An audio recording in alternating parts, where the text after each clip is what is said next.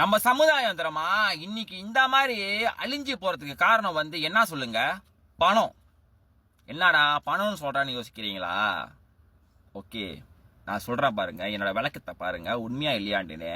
Okay, நம்ம காலத்துக்கு தகுந்த மாதிரி தெரியுமா நாலேஜ் நம்ம வளர்த்துக்கிறதுல we never upgrade our self. ஓகேவா? இன்னைக்கு உள்ள காலம் பார்த்தீங்கன்னா எல்லாமே computer online transaction, bitcoin, crypto currency, trading, forex exchange, stock exchange, இந்த மாதிரி மேக் மணி பண்ணிக்கிட்டு இருக்காங்க.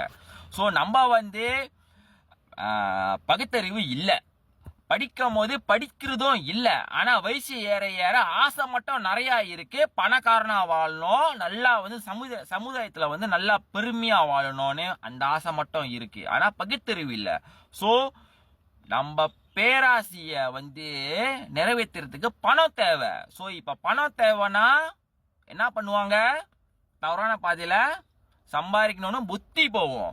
இதுதான் நம்ம இந்தியன் சமுதாயத்துல, மலேசியன் தமிழர்கள் சமுதாயத்துல இன்னைக்கு ஒரு டிசீஸ் மாதிரி பரவி போய் கிடக்குது. அதனாலதான் நம்ம எல்லாரும் 80% தவறான பாதையில சம்பாதிக்கணும் சொல்லி அழிஞ்சு போய்கிட்டு இருக்கோம்.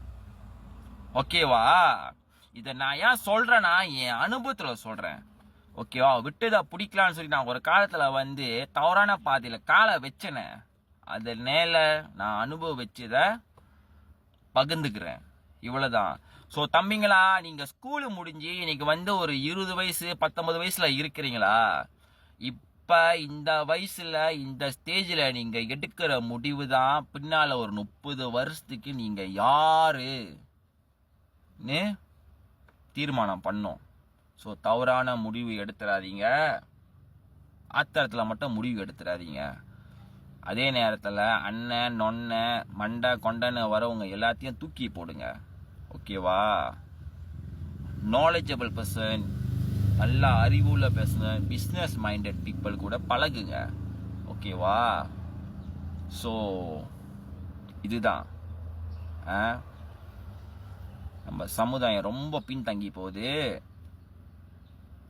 பணம் சம்பாதிக்கணும் தான், ஆனால் அதுக்கு வழிகள் இருக்கு.